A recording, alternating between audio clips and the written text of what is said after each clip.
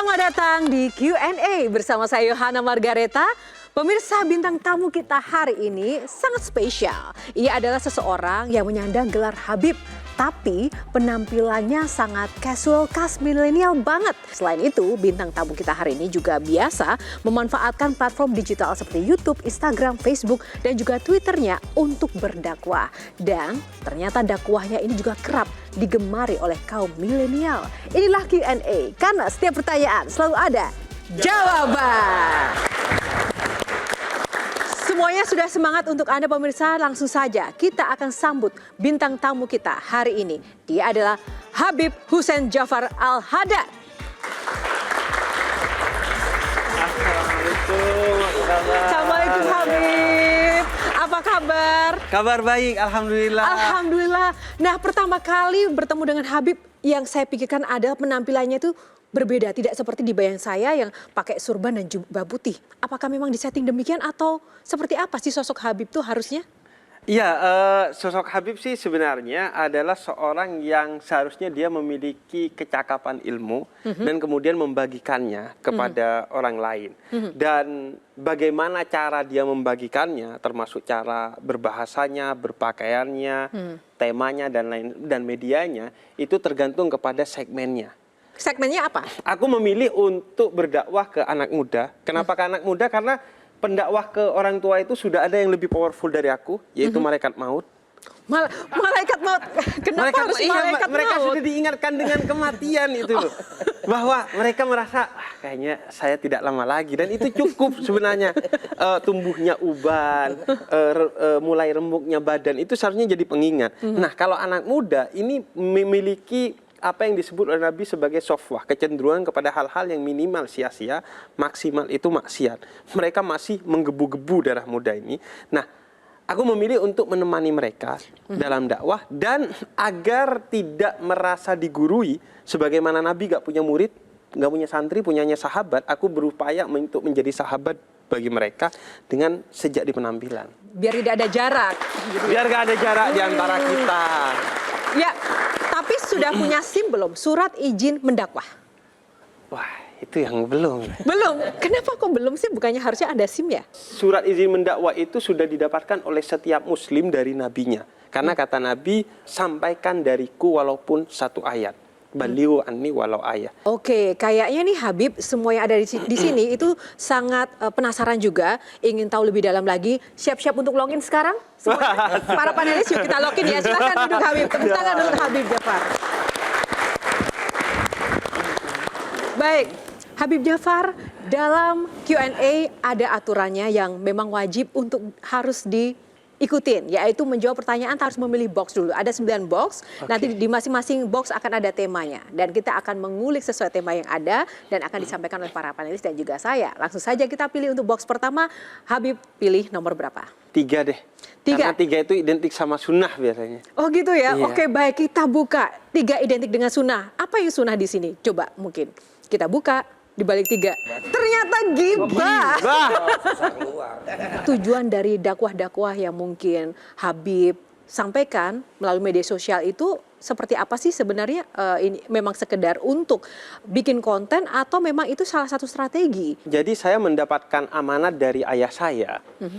Ketika saya masuk pertama kali SD, itu yang menulis kolom cita-cita saya itu adalah ayah saya. Saya gak punya imajinasi di luar dakwah. Karena ayah saya selama 40 tahun itu mengabdi untuk satu yayasan dakwah Islam di salah satu daerah di Jawa Timur. Gak digaji sama sekali, makanya YouTube saya juga no AdSense. Itu amanah dari ayah saya dan beliau menulis di kolom cita-cita itu menjadi pendakwah yang rasional. Seperti apa rasional itu? Artinya pendakwah yang konvensional atau tradisional itu sudah banyak, apalagi di kampung. Tapi ayah saya itu ketika nonton TV, beliau selalu bilang bahwa artis-artis ini mereka itu orang baik. Hanya saja nilai-nilai Islam yang seharusnya relate dengan mereka itu tidak terdengar oleh mereka. Suatu hari kamu harus berbicara kepada orang-orang yang di luar, yang biasanya didakwai oleh pendakwah konvensional, bahwa Islam itu juga untuk mereka. Sebagai bagian dari Islam rahmatan lil alamin itu. Shirley, silakan. Bagaimana tanggapan kamu soal ini? Ini menarik karena tadi Habib memulai dengan cerita sang ayah dan cita-cita. Tapi kan Habib terlahir dengan privilege. Habib yang menempel pada diri itu tentu kayak buah si malakama dong. Ada positif, ada negatif. Karena banyak orang itu sering merasa istimewa. Sedangkan Nabi Muhammad sendiri nggak suka tuh dengan pengkultusan, pengistimewaan, pengecualian. Itu gimana Habib Iya, melihatnya? saya bersyukur ayah saya tidak pernah mengajarkan kehabiban sebagai satu privilege. Beliau mengajarkan bahwa kehabiban itu adalah tanggung jawab yang harus kamu jaga dengan baik, yang bukan hanya kamu bertanggung jawab untuk menjaga garis keturunan dari atas itu agar tetap mulia ketika sampai kepadamu, tapi juga memastikan garis keturunan yang keluar darimu itu juga baik. Jadi kita bukan hanya mensyukuri nasab kita yang baik, tapi juga memastikan nasab yang akan turun dari kita itu juga baik. Nah, saya diajarkan itu sebagai tanggung jawab. Misalnya ya, ketika kecil, saya itu punya dua tanggung jawab bahkan. Habib yang ayahnya adalah ketua yayasan Habib di kampungnya. Jadi Double ayah job saya gitu. itu mengurusi satu yayasan yang isinya itu Habib-Habib yang bergerak di bidang pendidikan, sosial, dan budaya. Dan itu beban sekali. Dan bagi saya di waktu kecil itu saya merasa apes menjadi seorang anak Habib yang ngurusin Habib gitu. Momen apa yang bikin Habib merasa apes? Karena saya nggak bisa nakal. Padahal pengen nakal. Ya naluri seorang anak kecil ya. Oke, nah Mbah Tejo gimana nih? Dulu saya mendengarkan Habib. Sekarang kayaknya nggak begitu saya dengarkan lagi, karena nggak pernah nakal. Karena nggak tahu pahit getirnya dunia dong kalau gitu. Nggak pernah nyolong mangga, nggak pernah. Bagaimana kita mau berdakwah kalau nggak pernah nyolong mangga, nggak pernah nyolong ayam tetangga. Gitu. Tapi saya pernah nyolong rel. Oh ya terus. Nah, terus Intinya pernah nakal kan, Bib? Saya sih kayak selalu dipertemukan dengan hal-hal seperti itu karena ada frekuensi yang sudah nempel di diri saya bahwa itu masa lalu saya. Makanya saya selalu dengan penuh semangat menceritakan masa lalu saya dengan segala kenakalannya agar orang tahu bahwa posisi yang kamu anggap saya baik sekarang itu bukan dari awal baik. Oke. Maka saya relatif punya kreativitas tuh untuk meru'yah orang-orang itu. Oke, baik. Menarik sekali, namun jangan diulas semuanya, masih ada banyak box di dalamnya untuk kita pertanyakan sebelum nanti juga saya akan ke Ibob. Boleh di box berapa selanjutnya, Habib? Box 2 mungkin ya. Box 2, kita buka box 2. Wes. Log in, kita serahkan log ini ke Ibob yang pertama. Silahkan diulas sepenuhnya. Bib, begini, saya kan dari kaumnya Onat dan kaumnya Boris, kalau Iya. saya ini perwakilannya gitu. Ada teman saya yang tidak percaya akan adanya Tuhan gitu.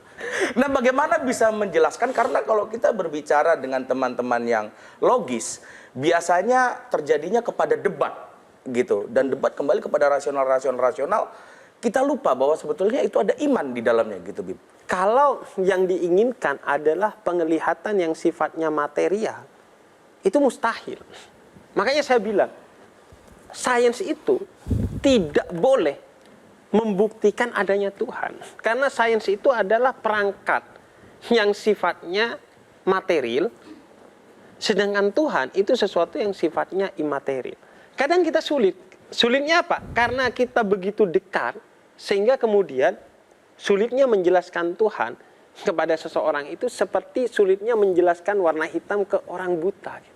Tapi kan kita seringnya tuh mendengar, melihat, menonton kisah inspiratif, kisah yang suksesnya Habib dalam memberikan pemahaman lewat cerita-ceritanya, lewat logika-logikanya. Tapi ada nggak, Bib, contoh yang di situ Habib gagal dalam memberikan penjelasan dan justru udah mencoba berbagai metode, tapi justru orang yang sedang berhadapan dengan Habib justru melakukan hal yang sebaliknya, bahkan semakin tidak percaya.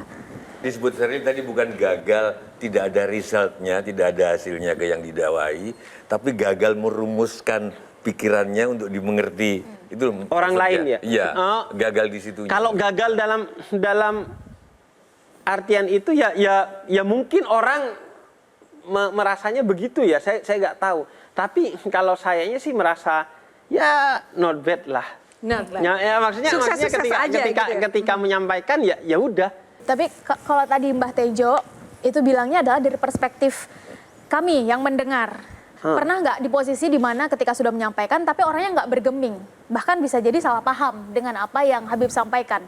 Jadi Iya. dari perspektif kami nih yang Itu- mendengar. Kayak mungkin Valen, nah seperti tidak bergeming. Nah ya kan, dari tadi kan Habib sudah menyampaikan banyak hal-hal inspiratif nih, tapi Valen Iya. tidak bergeming. Ya, Valen, Lu mungkin Valen, kita lu ada masalah dengarkan. apa dengan hati Iya.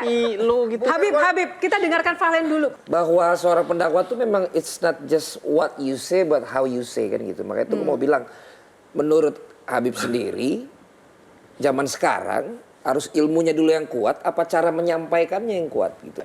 Kalau aku pada aspek yang mendasar ya ilmunya terlebih dahulu.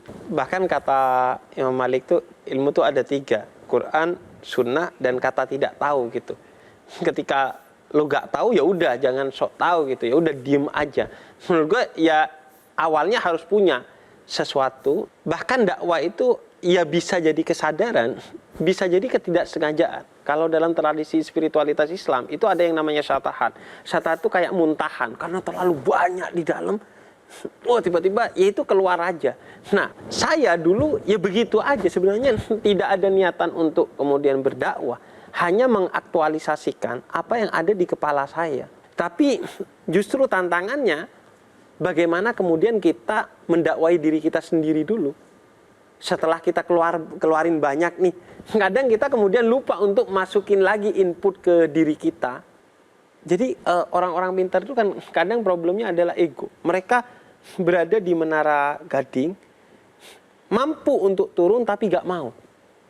Makanya ketika saya ngajakin pemuda tersesat dengan pembahasan yang remeh-remeh itu teman-teman filsafat saya S1 itu protes di grup WhatsApp.